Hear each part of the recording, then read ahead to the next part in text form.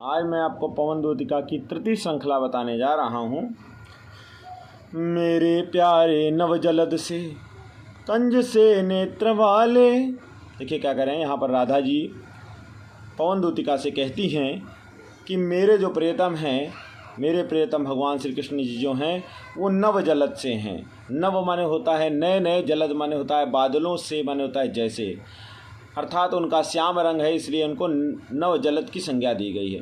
तो क्या कह रहे हैं, नव जलद से हैं, नए नए काले बादलों जैसे हैं, और कंज से नेत्र वाले हैं। कंज माने होता है कमल, कमल सी आँखों वाले हैं, कमल से नेत्र वाले हैं, कमल नयन हैं। जाके आए न मधुबन से और ना भेजा संदेशा। कह रहे हैं जाके आए न मधुबन से, वह मथुरा गए थे और मथुरा से वापस आए ही नहीं, और ना ही उन्होंने अपना कोई संदेशा भेजा है।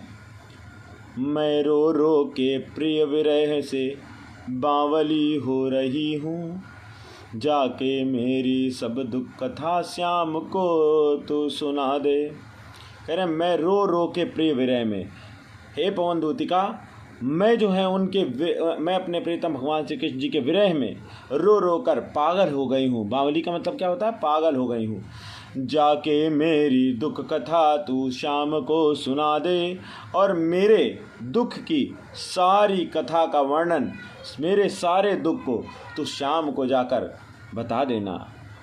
जो ही मेरा भवन तज तू अलप आगे बढ़ेगी, जो ही तुम मेरे घर को छोड़कर, जो ही तुम मेरे भवन को, घर को छोड़ करके थोड़ा सा आगे बढ़ोगी। अलप का मतलब अल्प होता है, थोड़ा सा आगे बढ़ोगी, और शोभा वाली सुखद कितनी मंजू कुंज मिलेंगी। शोभा वाली मन होता है सुंदरता से युक्त, सुख प्रदान करने वाली, ना जाने कितनी मंजू कुंज वृक्षों के समूह मिलेंगे।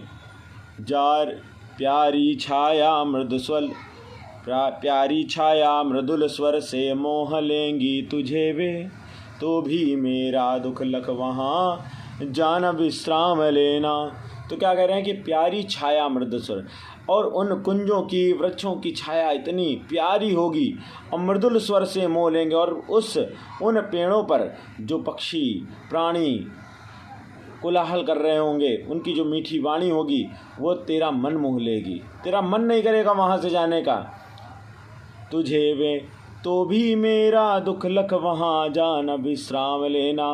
तब भी तुम तो देख के जा रही हो कि मैं कितनी दुखी हूँ। मेरे दुख को तुम समझ रही हो पवन दूतिका, इसलिए मेरी बात मानना।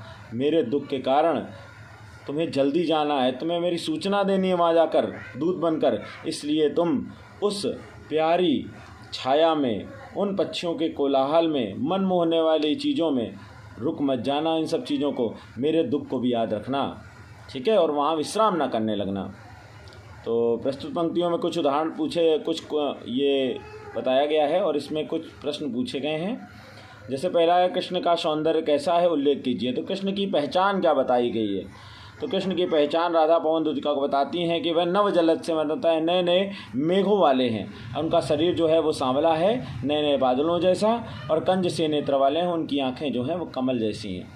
दूसरा लिखा, बावली और अलप शब्दों का अर्थ बताइए। तो बावली शब्द का आपको पता है अर्थ क्या होता है। बावली माने पागल, और अलप माने होता है थोड़ा, अल्प माने क्या होता है, थोड़ा।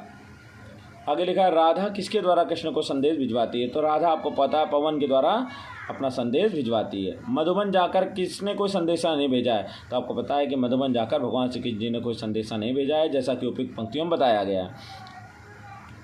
उपयुक्त पद्यांश के शीर्षक और कवि का नाम बताओ। तो इसमें लिखा है, उपयुक्त पद्यांश के शीर्षक का नाम पवन दूतिका है, और कवि इसके मैथिली शरण गुप्त जी हैं,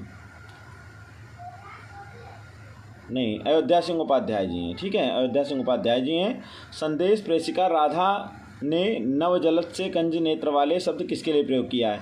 तो संदेश प्रेषिका अर्थात राधा जी ने नव जलद से कंज वाले नेत्र शब्द भगवान श्री कृष्ण जी के लिए प्रयोग किया है। राधा की मनोदशा का वर्णन करें। तो राधा क्या है, राधा जो है भगवान श्री कृष्ण जी के विरह में पागल हो गई है ना, उसके दुख की कोई सीमा नहीं रह गई है। आगे लिखा है, रेखांकित अंशों की व्याख्या करते। तो रेखांकित अंश में लिखा है, जो ही मेरा भवन तज तू अलप बढ़ेगी। जो ही